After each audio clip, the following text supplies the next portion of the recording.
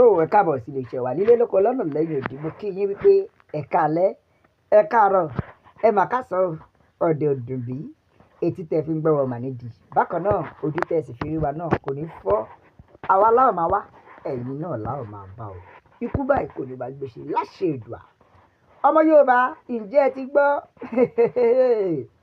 bàbá Ọbásanjọ́ ni o wọ́n sọ pé àgbà kì í wà lọ́jà kó rí ọmọ tuntun wọ́ ṣùgbọ́n èmi ẹ máa dáṣà pé orí ọmọ tuntun kọ́ làgbà wá ṣọ́ lọ́jà o ẹ wò ó ẹ jẹ́ kí n gbé yín débẹ̀ lọ́wọ́lọ́wọ́ báyìí bàbá Ọbásanjọ́ ni o wọ́n ti lọ ṣe àbẹ̀wò gidi fún bàbá wa Aláàfin ti ìpínlẹ̀ Ọ̀yọ́ látàrí rògbòdìyàn èyí tó ń lọ láàrin Aláàfin ikú bàbá yèyé àti bàbá wa Ooni òye bẹ́ẹ̀ ni o èyí ló gbé bàbá wa Ọbásanjọ́ dìde ó di kán ó di ilé Ọ̀yọ́ ẹ jẹ́ ká nìṣó ní ilé Aláàfin bẹ́ẹ̀ ni o ààrẹ tẹ́lẹ̀tẹ́lẹ̀ rí èyí tí a mọ̀ sí bàbá wa Olúṣẹ́gun Àrẹ̀mú Ọbásanjọ́ ni o wọ́n ti lọ ṣe ìbẹ̀wò gidi sí Aláàfin tuntun èyí ọba wa Abímbọ́lá Akeem Ọ̀wádé nínú ìpàdé ńlá ní tó ṣẹlẹ̀ ní ìpínlẹ̀ Ọ̀yọ́ ẹ wò ó ṣe rí ìbẹ̀wò yìí ó ní ṣe ó dẹ̀ dá lórí họ́wùhọ́wù tàbí rògbòdìyàn tó ń lọ láàrin Aláàfin àti Ọọ̀ni Ilé Ifẹ̀ láti lè pé ìpàdé lórí bí aáwọ̀ yìí ó ṣe kíni bí ó ṣe lọ pátápátá tí wọ́n panú ẹ̀ bó tilẹ̀ jẹ́ wípé ohun tó ń sọ àti gbogbo ẹ̀ ó wà ṣe kíni ó wà ní ìkọ̀kọ̀ ṣùgbọ́n bàbá Ọbásanjọ́ fi jẹ́ kó yé wa pé láti lọ parí aáwọ̀ tó bẹ láàrin àwọn ọba Yorùbá ilẹ̀ Yorùbá méjèèjì ṣe tí wàá gbọ́ ṣe mọ̀ pé ajá kì í lọ kó gbàgbé kolokolo sọ́rí ó ti ń dọ̀rọ̀ bẹ́ẹ̀ ni èyí ni ó túmọ̀ sí pé nígbà tí bàbá wa Ọbásanjọ́ lọ bẹ Aláàfin wò níṣe ni bàbá wa Ọbásanjọ́ mú ọmọ wọn dání èyí tí a mọ̀ sí sẹ́nitọ́ Ìyábọ̀ Ọbásanjọ́ bẹ́ẹ̀ ni láti fi lè jẹ́ kó ṣe pé ó ṣojú wọn bẹ́ẹ̀ ni ó ṣojú wọn ọba wa Ọ̀wádé ìyẹn di 46 Aláàfin of Ọ̀yọ́ ẹ bá kọ síbẹ̀ 46 Aláàfin of Ọ̀yọ́ tó gorí ipò bàbá wọn ìyẹn ní ọdún yìí ṣé ẹ dẹ̀ mọ̀ pé ọ̀wù kan ti ń lọ láàrin àwọn àti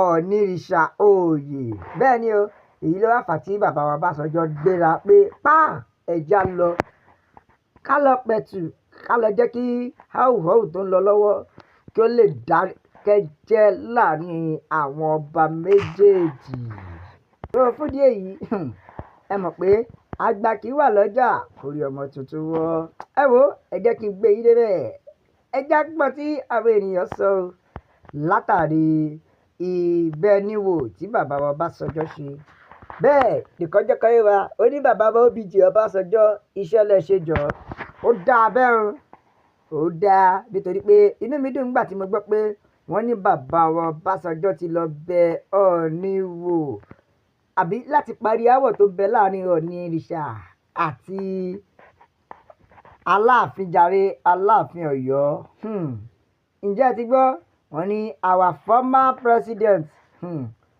from north ẹgbọ́ ṣé nọ́ọ̀tì ni bàbá Ọbásanjọ́ ti wà ẹ̀yin ọmọ oró irọ́ ẹ má ṣe báyẹn náà ẹ má tún ta bàbá Ọbásanjọ́ sí nọ́ọ̀tì mọ́ tó ẹ jẹ́ ń ka àtẹ̀jíṣẹ́ yìí dáadáa fún yín o eléyìí tó bá jẹ́ pé bí ààrẹ wọn tẹ́lẹ̀tẹ́lẹ̀ rí ni our former president from north did that we will not have found ourselves into Kano Emirates tíṣù ìjà wọn tó lọ lọ́wọ́ wọ́n ní sọ fún díẹ̀ yìí gbogbo ẹ̀yin ilẹ̀ Ọya lọ́hùn olórí wọ́n ní ẹ jí lójú oorun ẹ má sùn bẹ́ẹ̀ nìkan ní tó bá fi jẹ́jẹ́ tèmi ní Ọọ̀ni òye ní olórí gbogbo àwọn òrìṣà ilẹ̀ Yorùbá Alaafin jẹ́ administrative head of Yorùbá land. Ṣé rí i pé oníkálukú ló ní ipò ẹ̀? Bákan náà bàbá wa Bọ́lá Ahmed Tinubu àwọn náà jẹ́ ààrẹ tẹ́lẹ̀tẹ́lẹ̀ rí. Equation ti balance, àwọn olórí ló ń sọ̀rọ̀. When the olórí are speaking, àwọn ọmọlẹ́yìn ìwé gbẹnu dákẹ́. Bẹ́ẹ̀ ni o, bẹ́ẹ̀ ni kan jẹ́ kó yà pé Ọbásanjọ́ ló kájú ẹ̀. Bẹ́ẹ̀ ni wọ́n ní kinní kan ló tó fi wé kinní kan. Ẹja fi kinní kan fọ́gbà yọ̀gá. Ẹ wo bàbá Ọbásanjọ́ ti lọ parí aáwọ̀ láàrin Ilé-Ifẹ̀ àti Mọdákẹ́kẹ́. Ẹ má gbàgbé o ìpè láàrin Ilé-Ifẹ̀ àti Mọdákẹ́kẹ́, and the two communities have known peace since then. Láti ìgbà yẹn oníkálukú ti tọwọ́ ọmọ Ọbásanjọ́ respect fún bàbá Ọbásanjọ́ nítorí pé wọ́n mọ bọ́ ṣe ń parí ìjà gan. Bọ̀dá Làjà bàbá Ọbásanjọ́ mo fún yín lórúkọ yẹn, Bọ̀dá Làjà lẹ́ẹ̀mọ̀ jẹ́. Ẹ wò ẹ ti jẹ́ kí gbé yín débẹ̀. Bẹ́ẹ̀ nìkan jẹ́ kó yé mi o.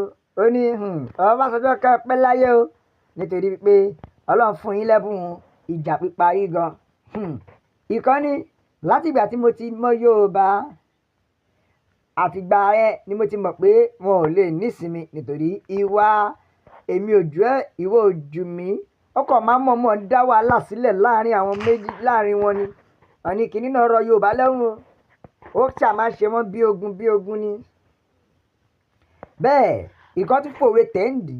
Ó ní Yorùbá ní pé àgbà kì í wà lọ́jà. Ẹ mọ̀ pé mo ti sọ lẹ́ẹ̀kan.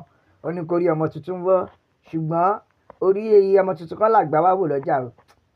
Ẹ wo ẹ jẹ́ kí n tún gbé yín débẹ̀. Ìbéèrè ńlá rẹ o, please.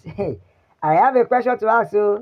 Látàrí ìtàn tó lọ láàrin àwọn ọba méjèèjì tó jẹ́ pé ó wá ní ta ni ó lẹ́tọ̀ọ́ tàbí tó láṣẹ láti fi Ààrẹ Ọ̀nà Kakanfò jẹ? Ìyẹn Ààrẹ Gani Adams. Gẹ́gẹ́ bí ìwé ìtàn tá a gbọ́ ni wípé Ààrẹ Ọ̀nà Kakanfò kò sẹ́ni tó lè fi jẹ ju Aláàfin ti ìpínlẹ̀ ti Ọ̀yọ́ ni. Mi ò mọ̀ bí wọ́n tún ti padà yí tàn padà. Ẹ wo ẹ̀yin ìyá mi bàbá mi Yorùbá nation la fẹ́. Òmìnira ilẹ̀ Yorùbá òun ló jẹ wá lógún nílé lóko lọ́nà lẹ́yìn odi. Bẹ́ẹ̀ ẹja tún ka àtẹ̀jíṣẹ́ kan. Bẹ́ẹ̀ nìkan jẹ́ kó yé wa o. Ó ní bàbá Ọbásanjọ́ Ọlọ́run fún wọn lẹ́bùn kó máa parí ìjà. Ọbásanjọ́ gẹ́gẹ́ bí ìwé ìtàn wọ́n sọ fún Obasanjo himself, according to history, is not a Yoruba man, but an Igbo man. No be me talk am o. Ẹ̀wọ̀n ìyá mi bàbá mi bá mi like ẹ share ẹ subscribe ẹ tẹ̀ sójú ẹ tó yàwó yẹn lọ́tún lọ́sì pé Yorùbá nation ní kọ́ni ọ̀nà àbáyọ la fi sọ pé a ó máa bẹ ọ bí ẹni bẹ ṣu àtẹlẹsẹ yóò máa bẹ nà gbogbo ẹ tó wá láàrin dé ó máa láàrin dé bá God bless Yorùbá nation ó dà pọ̀.